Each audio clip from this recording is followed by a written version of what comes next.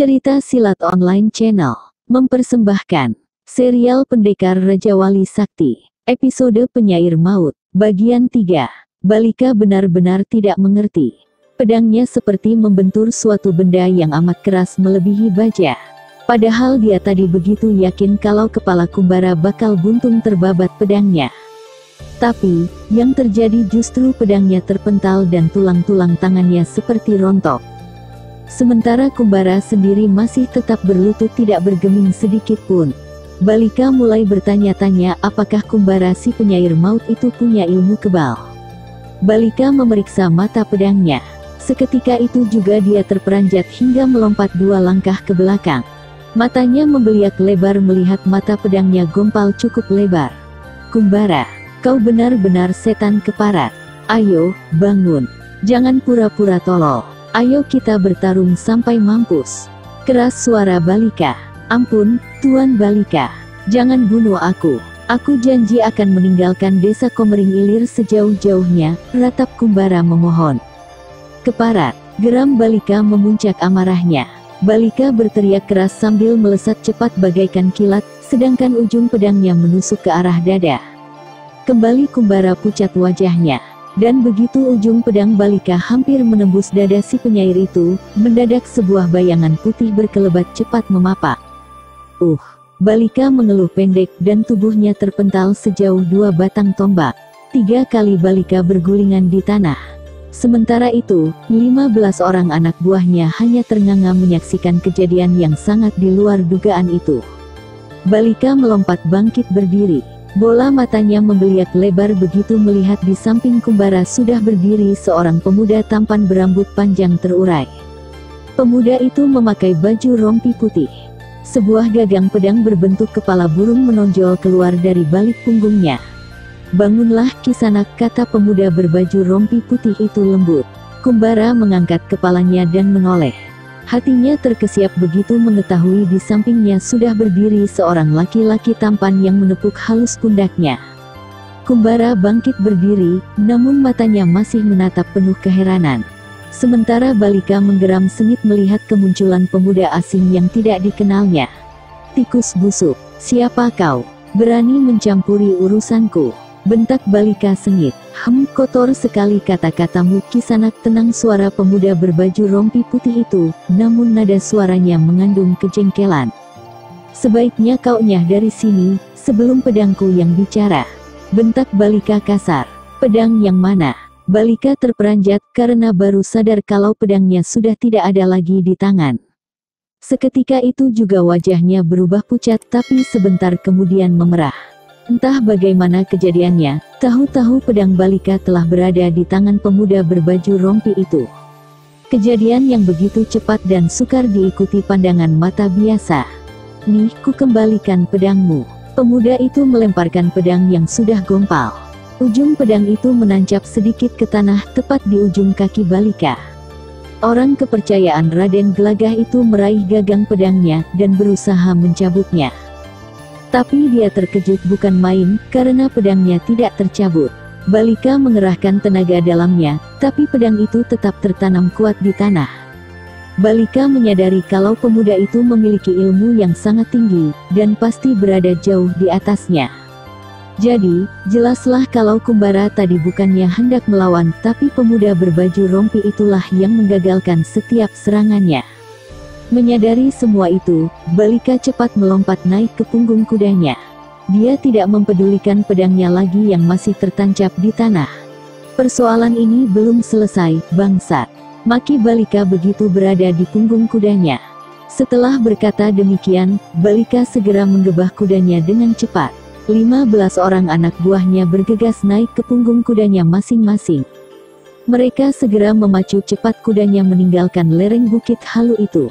Sementara Kumbara bangkit berdiri memandangi kepergian orang-orang yang hampir menewaskannya. "Oh, terima kasih, terima kasih. Tuan telah menyelamatkan nyawaku," ucap Kumbara terbungkuk-bungkuk. "Siapa mereka? Kenapa ingin membunuhmu?" tanya pemuda berbaju rompi putih itu. "Maaf, Tuan.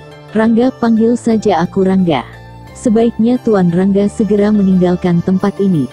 Mereka sangat kejam, dan pasti akan datang kembali untuk membunuh Tuan, kata Kumbara agak bergetar suaranya. Pemuda berbaju rompi putih yang memang Rangga si pendekar Raja Wali Sakti itu mengerutkan keningnya.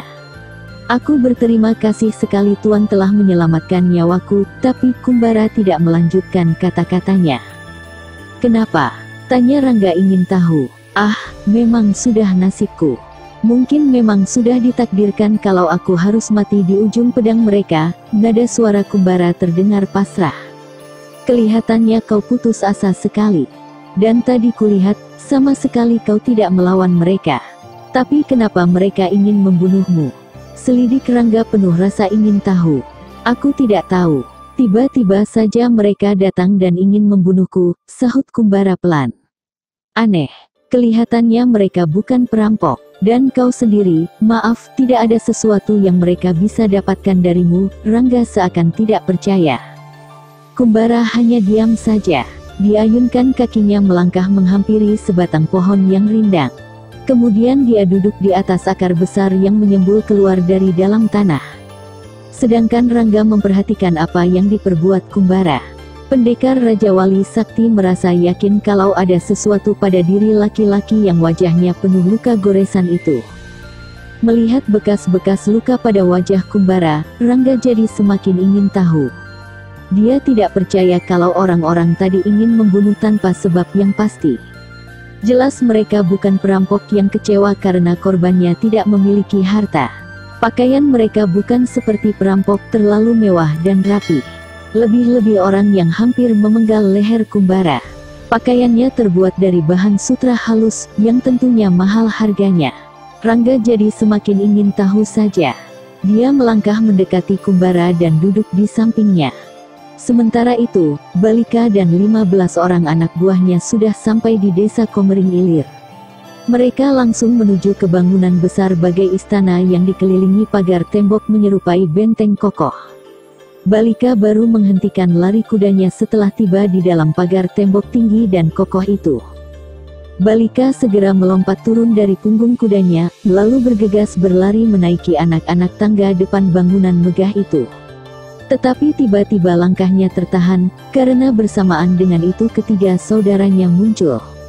3 orang yang baru keluar itu terkejut melihat keadaan Balika yang nampak kotor berdebu, keringat bercucuran dan napasnya terengah-engah. Ada apa, Balika? Kenapa keadaanmu seperti ini? Dan, mana pedangmu? Tanya Naraka terkejut ketika melihat sarung pedang adiknya kosong. Celaka. Celaka, Kakang. Hampir saja aku mati, sahut Balika masih terengah napasnya. Ceritakan apa yang terjadi padamu. Desak Carika. Aku bertemu dengan si penyair maut dan berusaha menangkapnya. Tapi dia melawan dan... Teruskan. Pinta Naraka agak terkejut. Dia tidak sendiri, Kakang. Dia bersama dengan temannya yang sangat tangguh. Aku dibuat babak belur, bahkan pedangku berhasil dirampasnya, sambung Balika. Kumbara, keparat, geram Naraka.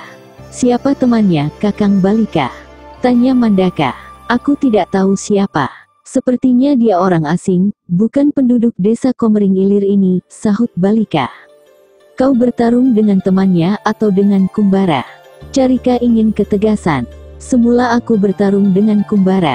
Dia kebal, Kakang. Pedangku sampai gompal begitu menebas lehernya. Tapi temannya juga lebih tangguh lagi. Dia bergerak bagai siluman, tidak ketahuan arahnya, jelas Balika. Tentu saja ditambah dengan karangannya sendiri.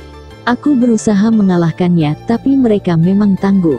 Aku tidak mampu menghadapinya sendiri. Tapi bukankah kau bawa 15 orang anak buahmu? Celetuk Mandaka. Benar. Tapi, aku saja tidak mampu menghadapinya, apalagi tikus-tikus tidak berguna itu. Bisa-bisa mereka semua mati konyol kalau kukerahkan semua, Balika menyombong. Kau terlalu berani, Balika. Lain kali jangan menghadapi sendiri. Kehilangan beberapa orang bukan masalah, yang penting keparat itu mampus, dengus Naraka. Tindakan Balika benar. 4 orang bersaudara itu terkejut begitu tiba-tiba terdengar suara dari belakang. Mereka serentak menoleh dan membungkuk saat melihat Raden Gelagah Tahu-Tahu sudah berada di belakang. Raden gelagah melangkah mendekati. Mulai sekarang kita harus bisa menghemat tenaga. Satu nyawa sangat berarti.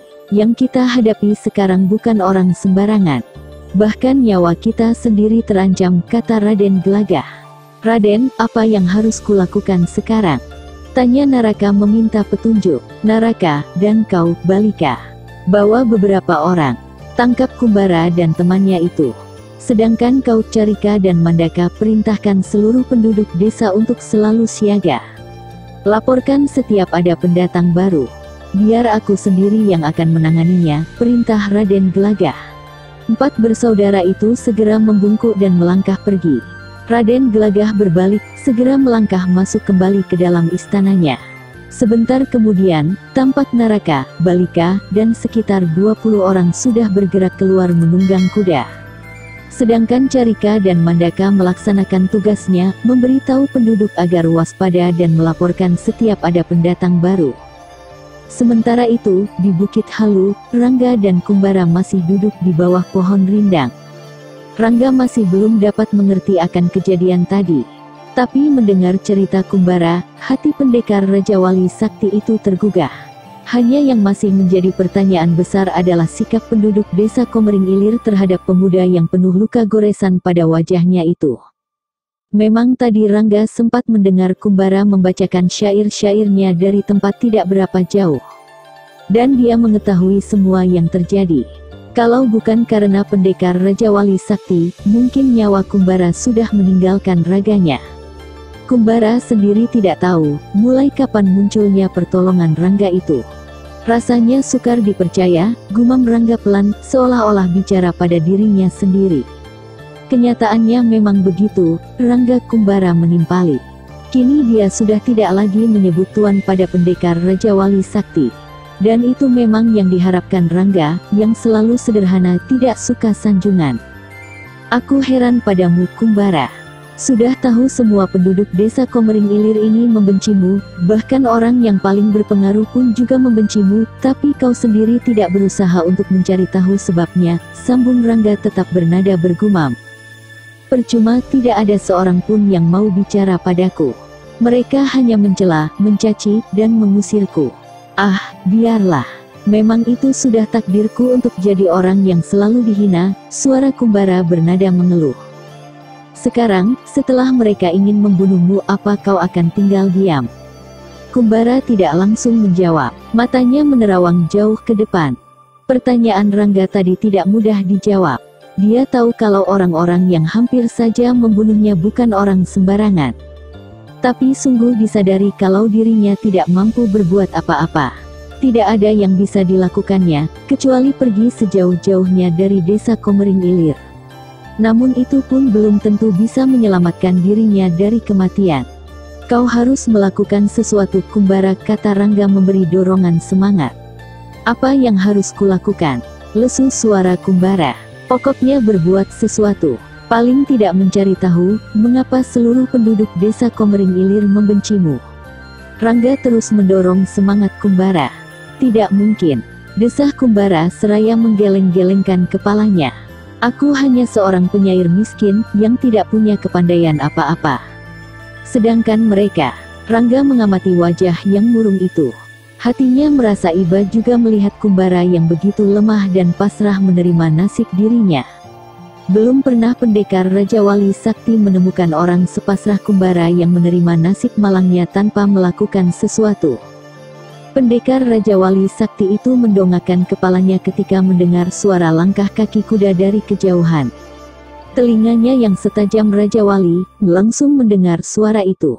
Sedangkan Kumbara tetap memandang kosong ke depan, sama sekali tidak mendengar suara kaki kuda yang semakin jelas. Mereka datang lagi, desis Rangga. Apa? Kumbara terlonjak kaget. Jumlah mereka begitu banyak, gumam Rangga. Oh, Yang Maha Agung, habislah riwayatku kali ini, gumam Kumbara mendesah lirih.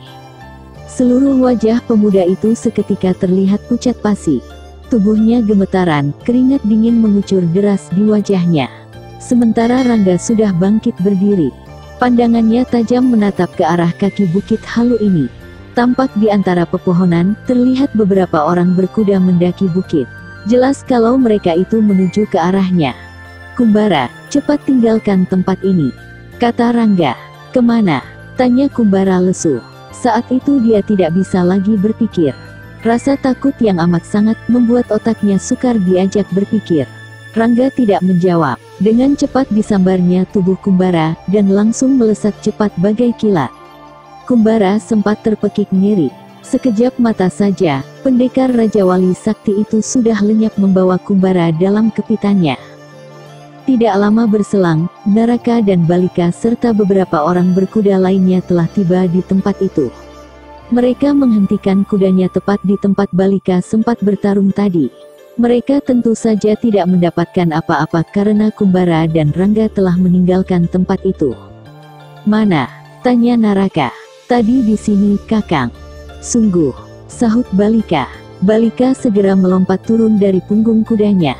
Bergegas dia menghampiri sebilah pedang yang masih tertancap di tanah. Naraka mengenali kalau pedang itu milik adiknya. Balika berusaha menarik keluar pedang itu. Dia masih ingat kalau pedang itu tertanam kuat. Seketika dikerahkan penuh tenaga dalamnya. Namun begitu dibetot pedang itu dengan mudah tertarik keluar. Akibatnya Balika terpental karena menarik dengan mengerahkan tenaga dalam penuh. Terdengar suara tertawa cekikikan tertahan. Balika bersungut-sungut merasa ditertawakan. Dia memang terjungkal jatuh duduk. Sedangkan Naraka hanya tersenyum-senyum saja. Balika menggerutu sambil bangkit berdiri. Dipandangi sejenak pedangnya, lalu dimasukkan ke dalam sarungnya. "Kadal buduk, setan belang." Balika mengumpat habis-habisan. "Kau membuang-buang waktu percuma saja, Balika." "Tidak ada siapa-siapa di sini," kata Naraka mulai tidak percaya dengan cerita adiknya. "Tadi mereka di sini, Kakang." "Tanya saja mereka," sahut Balika menunjuk orang-orangnya yang tadi ikut serta. "Benar, kalian bertemu Kumbara di sini?" tanya Naraka pada orang-orang yang ditunjuk Balika. "Benar, Gusti," sahut mereka serempak. "Kalian tidak bohong." Naraka jadi tidak percaya. "Ini buktinya, Kakang," dengus Balika geram karena kakaknya tidak percaya. Balika kembali mencabut pedangnya, menunjukkan gompalan pada mata pedang itu. Naraka sempat mengernyitkan alisnya melihat pedang itu gompal cukup besar. Padahal, pedang Balika terbuat dari bahan yang amat keras. Baja sekalipun tidak akan mampu membuat gompal seperti itu. Dan ini, Balika mengeluarkan selembar daun lontar dari balik bajunya. Daun lontar itu berisikan bait-bait syair yang ditemukannya tertinggal di tanah dan jelas kalau itu milik Kumbara. Sesaat Naraka bimbang melihat bukti-bukti yang ditunjukkan adiknya. "Mereka pasti belum jauh dari sini, Kakang," kata Balika lagi seraya memasukkan pedang ke dalam sarungnya kembali. Diremasnya daun lontar itu hingga lumat dan dicampakkannya dengan hati jengkel. Balika melompat naik ke punggung kudanya. Sebentar dia memandang kakaknya. "Ayo kita kejar mereka, Kakang," seru Balika bersemangat. "Sebaiknya kembali saja ke desa Komering Ilir," sahut Naraka. Tapi, Balika ingin menolak. "Balika, kalau si penyair maut itu memang dikdaya seperti katamu, dia pasti kembali lagi ke desa. Kita tunggu saja di sana. Jangan buang-buang tenaga dan waktu percuma," kata Naraka. Balika tidak bisa menjawab. Dia tetap tidak menggebah kudanya meskipun Naraka sudah menjalankan kudanya. Naraka menoleh dan menghentikan kudanya. "Ayo, Balika," seru Naraka. "Aku akan mencarinya, Kakang," tegas Balika. "Mau cari kemana? Pokoknya aku harus mencarinya." Balika langsung menggebah kudanya cepat. Naraka memerintahkan pada 15 orang untuk mengikuti Balika. Tanpa membantah sedikit pun, 15 orang itu segera memacu kudanya menyusul Balika. Sedangkan Naraka kembali ke desa Komering Ilir bersama sisa orang-orangnya. Selanjutnya episode Penyair Maut bagian 4, masih bersama cerita Silat Online Channel. Jangan lupa like and subscribe. Terima kasih.